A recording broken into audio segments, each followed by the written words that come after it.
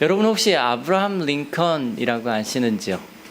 네, 아마 전 세계의 제일 유명한 대통령 중에 한 명을 꼽으라고 하면은 아브라함 링컨을 꼽지 않겠냐라는 생각이 듭니다. 아브라함 링컨이 했던 이야기를 여러분에게 소개를 하면서 오늘 말씀을 시작하려고 합니다. 잘 들어봐 주세요. 그 유명한 양반이 무슨 이야기를 하셨는지 한번 말씀드리고자 합니다. 하나님이 우리 편인지 아닌지 나는 관심이 없다. 나의 가장 큰 관심은 내가 하나님 편에 서는 것이다. 제가 다시 한 번만 읽어드릴게요. 아리까리한 이야기인 것 같은데. 자, 다시 한번요. 하나님이 우리 편인지 아닌지 나는 관심이 없다. 나의 가장 큰 관심은 내가 하나님 편에 서는 것이다. 무슨 이야기인지 아시겠어요? 아마 아브라함 링컨이 이런 이야기를 하고 있는 것 같아요. 약속이 이미 우리에게 있습니다. 그것을 의심하고 싶지 않습니다. 내가 끊임없이 고민해야 되는 것은 지금의 나의 상황과 환경이 아닙니다. 내가 지금 끊임없이 고민해야 될 것은 내가 결정해야 하는 결정사항입니다. 결단해야 할 것입니다. 그것이 얼마나 중요한지를 제가 알고 있습니다. 이런 의미 아닐까 생각을 해봅니다. 이 글을 쭉 읽어가고 있는데 제 머릿속에 하나가 탁 떠올랐습니다. 그래서 여러분들과 함께 한번 고백을 했으면 좋겠다라는 생각이 드는데 제가 하나 띄워드릴 테니까 한 목소리 한번 같이 읽어봤으면 좋겠습니다. 시작. 내가 원하는 대로 응답해 주실지 나는 관심 없다. 나의 가장 큰 관심은 매 순간 주의 이름을 부르는 것이다. 아니야 목사, 나 있잖아. 내가 무슨 이야기를 하면 하나님께서 그것에 응답해 주는 것에 관심이 있어 라고 이야기하실지 모르지만 저는 제가 소망을 가지고 있는 것이 있다면은 이 설교가 다 마쳐질 때 우리 성도님들에게 이 고백이 있었으면 좋겠습니다. 저는 우리 성도님들이 이 고백을 하는 사람이었으면 좋겠습니다. 그리고 이 고백을 하면은 엄청 무서울 것 같아요. 저 사람이 어떤 근거를 가지고 살아가는지를 명확하게 알 것 같아요. 다시 한번 읽어드릴게요. 내가 원하는 대로 응답해 주실지 나는 관심 없다. 나의 가장 큰 관심은 매 순간 주님의 이름을 부르는 것이다. 이 고백이 우리에게 있었으면 좋겠습니다. 여러분, 우리가 하나님의 편에 설 때 우리에게는 어떤 일이 일어날까요? 우리가 하나님의 이름을 부르면은 어떤 일이 일어날까요? 우리는 지금 뜨거운 여름을 보내고 있습니다. 제가 이름이 태양이다 보니까 여름만 되면은 늘 죄송한 마음이 많습니다. 왜 이렇게 뜨거워가지고. 그런데 매년 듣는 농담이라 이제 별로 농담 같지 않으시죠? 보니까 연일 폭염 경보가 일어나는 때인데 저는 우리 성도님들이 건강하게 강건하게 사는 것에 대한 관심이 있습니다. 그냥 육체만이 아니라 신앙의 여정 자체가 강건하고 그리고 정말 다른 사람한테 선한 영향력을 미치는 일이 있기를 예수님의 이름으로 축복합니다. 그래서 그 신앙의 여정을 아름답게 걸어가기 위해서 하나님이 우리에게 부탁하신 것이 있는데 여호와 하나님을 부르라인 것입니다. 여러분 단순하지 않나요? 혹시 못 이해하신 분 계세요? 이해가 안 되시는 분 계세요? 여호와 하나님을 부르라. 이해 안 되시는 분 있으신지요? 없죠? 여러분 혹시 하루 내내 살면서 몇 번이나 하나님을 부르고 계시는지요? 혹시 세어보신 일이 있으세요? 몇 번 정도 하나님을 부르고 있을까? 그리고 하나님을 부르는 것이 우리에게 어떤 유익을 가져다 주는 것일까? 라고 한번 생각을 해보시면 좋겠습니다. 시편 4편에 가장 중심 단어가 있으면은 부르라입니다. 태양아 이렇게 부르면은 이게 정신이 바짝 차려지는 것 같아요. 부르라라고 하는 단어가 근데 그냥 부르라고 이야기하는 게 아니라 여호와 하나님을 부르라라고 이야기를 하고 있는 것입니다. 그래서 오늘 말씀의 제목도 무엇이냐면 여호와 하나님을 부르라입니다. 말씀의 제목이 뭐라고요? 여호와 하나님을 부르라입니다. 말씀을 보면서 알게 된 것이 있는데 하나님이 여호와 하나님을 부르는 사람을 되게 관심을 가지고 계신다라는 겁니다. 관심이 많으세요. 제가 나를 부르고 있는지에 대해서 되게 관심이 많으세요. 그래서 이사야 55장 6절 말씀, 우리가 아까 성시교독으로 읽었던 말씀에 보니까 이렇게 이야기합니다. 너희는 여호와를 만날 만할 때 찾으라, 가까이 계실 때 그를 부르라 라고 이야기합니다. 그 하나님은 우리가 하나님을 부르는 것에 대해서 깊은 관심을 가지고 계십니다.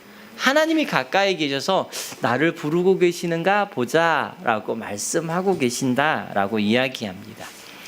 자, 시편 4편 3절 말씀을 제가 읽어드리도록 하겠습니다. 여호와께서 자기를 위해서 경건한 자를 택하신 줄 너희는 알지어다. 내가 그를 부를 때 여호와께서 들으시리로다 라고 이야기합니다.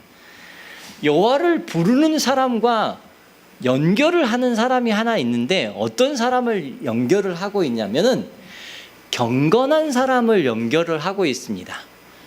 여호와 하나님을 부르는 사람을 경건한 사람이라고 연결을 하고 있는 것입니다. 그러면 정말로 여호와 하나님을 부르는 사람하고 경건하고는 무슨 의미가 있는지, 하나님이 경건한 사람을 되게 좋아한다고 이야기하는데 그 경건한 사람하고는 어떤 의미를 가지고 있는지 좀 살펴보는 일이 필요하다라는 생각이 듭니다. 결론부터 말씀을 드리자면은 여러분, 여호와 하나님을 부르는 것은 이게 주문을 외우는 이야기가 아닙니다. 어느 집에 들어가니까 이렇게 뭐가 붙어 있죠? 부적 같은 게 붙여 있고 또 어디에 가면은 꼭 주문을 외워야 된다라고 이야기하는데 여호와 하나님을 부르는 것은 주문 행위 그리고 주술 행위하고는 다른 행위입니다. 그리고 종교적인 형식만을 가진 이야기도 아닙니다. 어느 날은 막 뛰어가다가 입에서 툭 튀어나오는 말처럼 오 주님, 오 하나님, 영어로 하면은 오 마이 갓 이라고 이야기하는 것을 하는 것처럼 그런 의미를 가지고 있는 것이 아닙니다. 여호와 하나님을 부르는 것은 그것과 비교할 수 없는 일이라고 이야기하는 것입니다.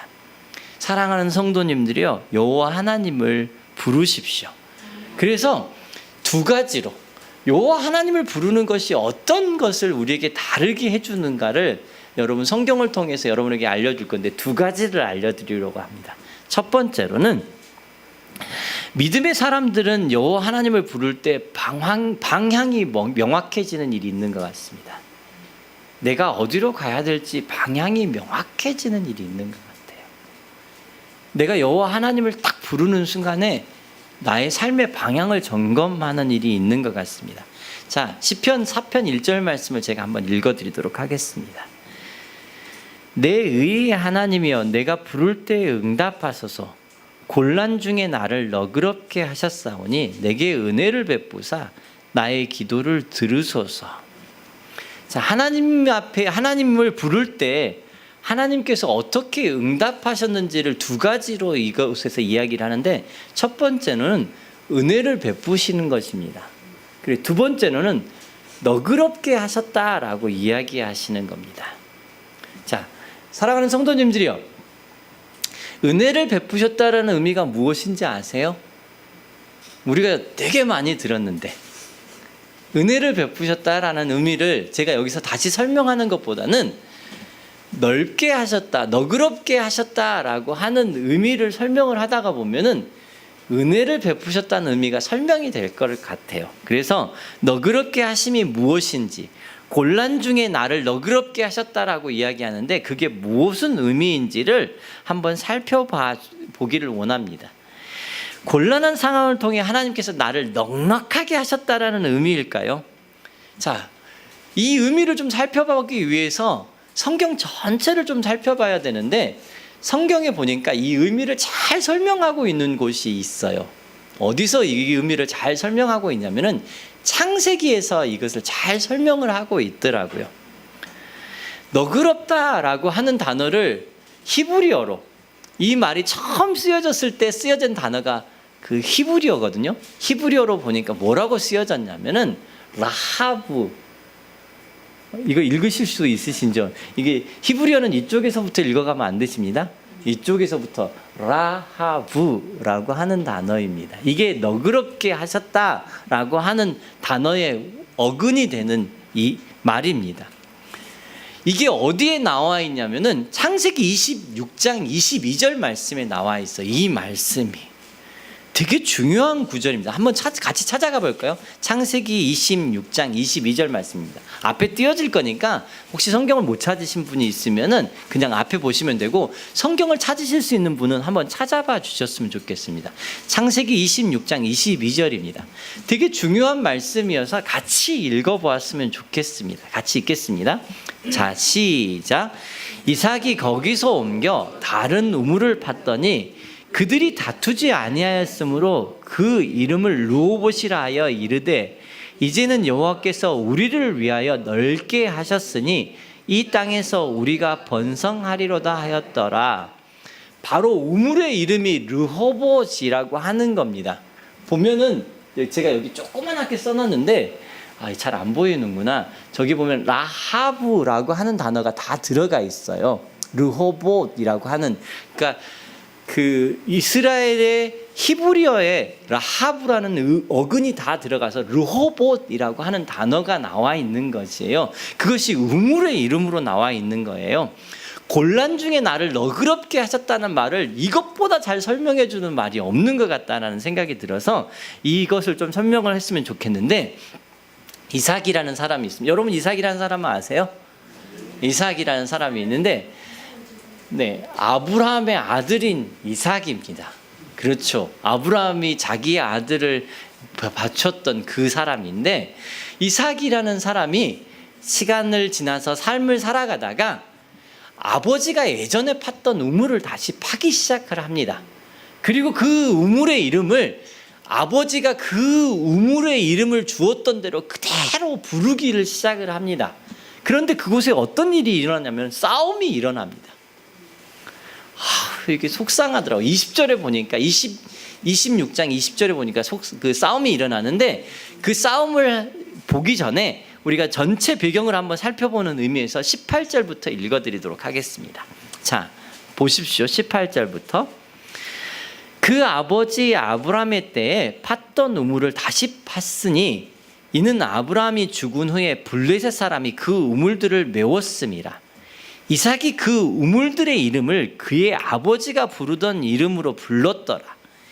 이삭의 종들이 골짜기를 파서 샘 근원을 얻었더니 그날 목자들이 이삭의 목자와 다투어 이르되 이 물은 우리의 것이라 하며 이삭이 그 다툼으로 말미암아 그 우물 이름을 에색이라 하였으며. 처음에 아버지가 판 우물을 팠는데 그 판 우물을 야, 네 거 아니야, 우리 거야 라고 주장하는 사람이 있어서 다투게 된 것 같아요. 그래서 첫 번째 이름을 에색이라고 이야기하는데, 또 다음에 가서 우물을 또 팝니다. 근데 그 우물을 팠는데 그 일이 똑같이 일어난 거예요. 무슨 일이 일어났냐면은, 자, 21절을 보겠습니다. 또 다른 우물을 팠더니 그들이 또 다툼으로 그 이름을 신나라 하였으며. 에색이라고 하는 뜻은 다툼이라는 뜻을 가지고 있습니다. 신나라고 하는 뜻은 대적했다라고 이야기하는 거예요. 이삭이 아마 마음이 되게 속상한 일이 벌어졌는 거예요. 아버지가 팠던 우물을 다시 파가지고 이름을 다시 쓰려고 하는데 그 이름대로 있는 게 아니라 다 뺏어가려고 하는 모습을 보니까 에색과 신나라고 하는 이름으로 그 이름을 할 수밖에 없는 거예요. 그리고 난 다음에 하나님께서 이삭의 목자들에게 새로운 우물을 하나 주는데 22절에 나온 거예요. 아까 같이 읽었는데 제가 다시 한번 읽어드릴게요. 이삭이 거기서 옮겨 다시 우물을 팠더니 그들이 다투지 아니하였으므로 그 이름을 르호봇이라 하여 이르되 이제는 여호와께서 우리를 넓게 하셨으니 이 땅에서 우리가 번성하리로다 하였더라라고 이야기합니다. 르호봇이요. 하나님이 넓게 하셨다. 우리를 위해 곤란 중에 너그럽게 하셨다라고 이야기하는 것이 이 의미가 아니겠냐는 것입니다. 다행히도 감사하게도 파는 곳마다 우물이 나오기 시작을 합니다. 그런데 갈등이 생기고 다툼이 생겨가지고 그 우물을 사용할 수 없는 상황이 벌어집니다. 그리고 나서 또 하나의 우물을 파야 되는데 그 우물을 또 파야 되는 상황 속에서 그때 이삭이 깨달은 게 있는 것 같아요. 그때 그 우물의 이름을 뭐라고 이름을 짓냐면은 르호봇이라고 이름을 짓는 것이에요. 하나님이 나를 넓게 하셨다고.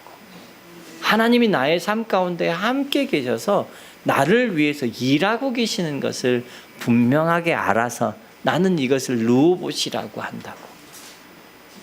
하나님이 넓게 하셨다라는 이야기를 그냥 한 것이 아니라 그 다음 절부터 보면 되게 재미있습니다. 그 일이 일어난 다음에 이삭이 무엇을 했느냐를 보면 되게 멋진 일들을 하는데 23절부터 여러분에게 읽어드리려고 합니다. 무엇을 하는지요.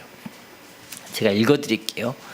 이삭이 거기서부터 브엘세바로 올라갔더니 그 밤에 여호와께서 그에게 나타나 이르시되 나는 내 아버지의 아브라함의 하나님이니 두려워하지 말라. 내 종 아브라함을 위하여 내가 너와 함께 있어 내게 복을 주어 내 자손이 번성하게 하리라 하신지라. 이삭이 그곳에 제단을 쌓고 여호와의 이름을 부르며 거기 장막을 쳤으니 이삭의 종들이 거기서도 우물을 팠더라라고 이야기합니다. 사랑하는 성도님들이요, 우리가 우리의 인생의 방향을 가다가 보면은 우물이 제일 중요한 것 같아요. 이 뜨거운 여름이 되어지니까 물이라고 하는 게 얼마나 중요한지 아는 거잖아요. 이스라엘이 있는 곳에서는 그 우물이라고 하는 것은 생명과 동일한 부분이에요. 그래서 그 우물을 팔 때마다 그곳에서 어떤 것을 그들이 경험했냐면 생명을 연장시키는 경험을 했다고요. 그래서 우물이 자기에게 있는 것이 얼마나 중요한지를 아는 거예요. 그런데 어느 순간인가 그가 아는 거예요. 인생의 방향이 우물에 있지 않다라는 거예요. 우리 인생의 방향이 우물에 있는 것이 아니라 하나님께 있다라는 것을, 하나님이 응답이라는 것을 알게 되는 것이에요. 여러분, 천지를 주관하시고 함께 하시는 하나님이 내가 너와 함께 있어 내게 복을 주고 라고 이야기하는 것들을 이삭이 다시 깨닫기 시작했다라면은 이삭에게는 방향이 우물이 아닌 거예요. 우물물의 그 근원은 하나님께 있다라는 것을 아는 것이라는 것이에요.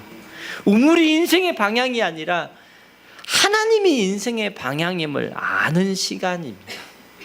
사랑하는 성도님들이요, 우리 교회에는 르호봇이 있을까요? 어떠세요? 여러분의 삶 가운데서는 르호봇이 있으세요? 하나님이 넓게 해주시는 것이요, 인생이 넓게 한 것이 아니라 하나님이 넓게 해주시는 것이요. 제가 소망하고 기도하는 것이 있다면 저는 이곳에 계시는 분들이 인생을 정말 잘 사셨으면 좋겠어요. 풍성하셨으면 좋겠어요. 그런데 그것보다 더 중요한 것이 있는데 그것이 무엇이냐면 하나님이 우리의 인생 가운데 넓게 해주시는 것을 경험하는 일들이 있었으면 좋겠다라고 말씀드리는 것이에요. 제가 오늘 또 감사하는 것은 무엇이냐면은 우리 교회가 이곳까지 오는 순간에 하나님께서는 우리에게 르호봇이 무엇인지를 가르쳐 주셨다라고 생각합니다. 사랑하는 성도님들이여, 르호봇을 아세요? 하나님이 나를 곤란 중에 너그럽게 하시고 넓혀주시는 것이 무엇인지를 아는 것이요, 라하브라고 이야기하는 것이요. 저는 우리 교회가 가는 동안에 계속적으로 그 라하브를 경험하고 르호봇을 경험하는 일들이 있기를 예수님의 이름으로 축복합니다. 아멘. 우리가 주님이라고 불러보시라고요. 하나님, 아버지라고 불러보시라고요. 그곳에서 우리의 인생의 방향이 새로워지는 것을 경험하실 겁니다. 다시 한번 이야기 드릴까요? 내가 원하는 대로 응답해 주실지 나는 관심 없습니다. 어느 순간인가 내가 진짜 바라고 응답하셨던 것들이 얼마나 작은지를 알겠습니다. 내게 주어진 가장 큰 관심은 나의 하나님을 부르는 것입니다. 매 순간 나의 하나님을 부르는 것이 내 인생의 가장 큰 관심입니다 라고 말하고 고백하는 우리 사랑하는 성도님들 되시기를 예수님의 이름으로 축복합니다. 두 번째로, 믿음의 사람들은 여호와 하나님의 이름을 부를 때 주님의 얼굴을 보는 일이 그들의 삶 가운데 있었습니다. 여러분, 하나님의 이름을 부르십시오. 하나님 아버지, 하나님이라고 불러보십시오. 시편 4편 6절 말씀에 보니까 이렇게 이야기합니다. 여러 사람들의 말이 우리에게 선을 보일 자 누구냐 하오니 여호와여 주의 얼굴을 들어 우리에게 비추소서라고 이야기합니다. 우리가 주님의 이름을 부르는 것에 마음을 담고 기도를 담고 있다면 우리가 얼마나 위대한 일을 하고 있는지를 우리는 알아야 합니다.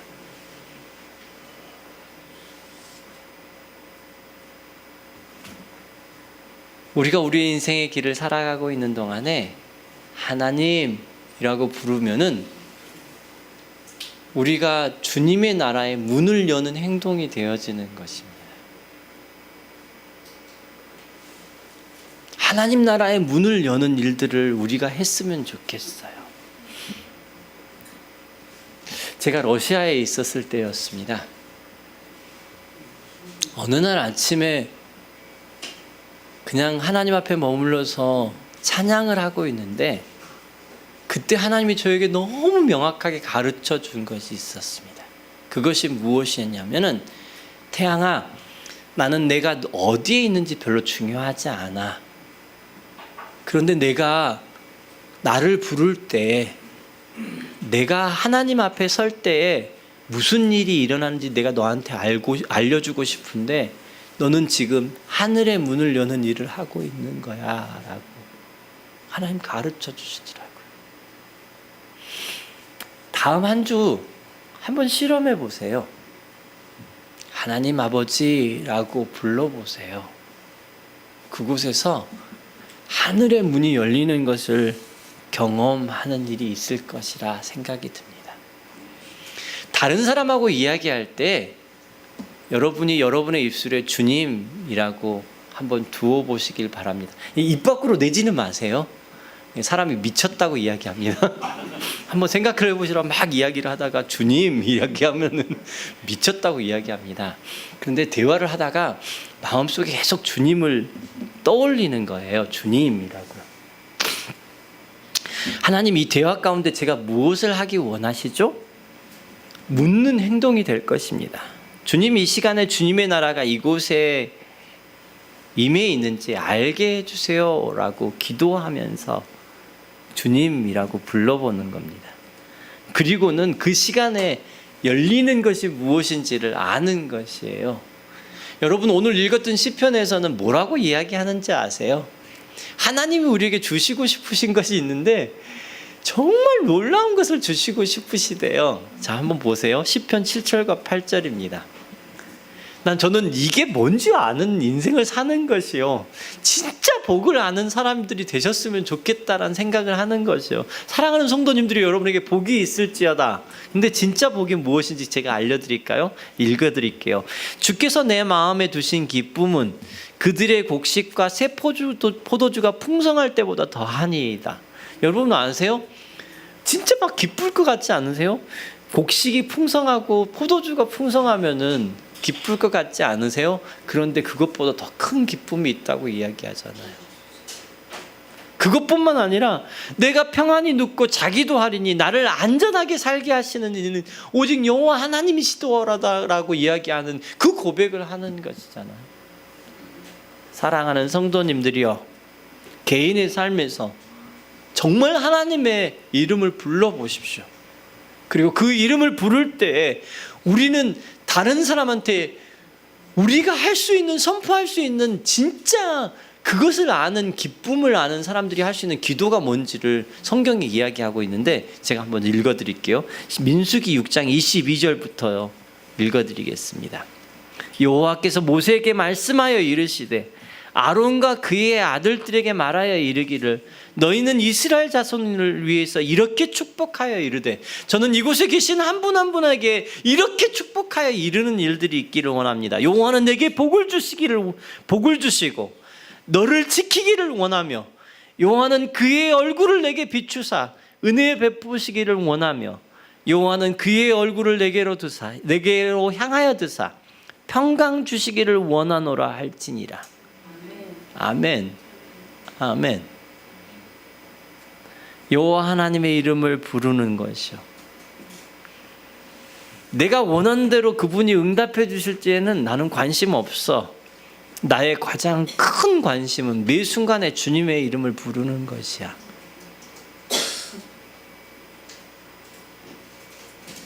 이것이 저는 예수님의 관심이었다라고 이야기하고 싶습니다. 예수님은 그분의 삶 가운데 정확하게 이 관심을 가지고 계셨습니다. 보세요. 예수님께서 제자들이 그에게 와서 제자들이 기도를 알려달라고 이야기합니다. 그러니까 뭐라고 기도를 알려주냐면은 마태복음 6장 9절 말씀입니다. 그러므로 너희는 이렇게 기도하라. 누구를 부르라고요? 하늘에 계신 우리 아버지요. 하늘에 계신 우리 아버지요.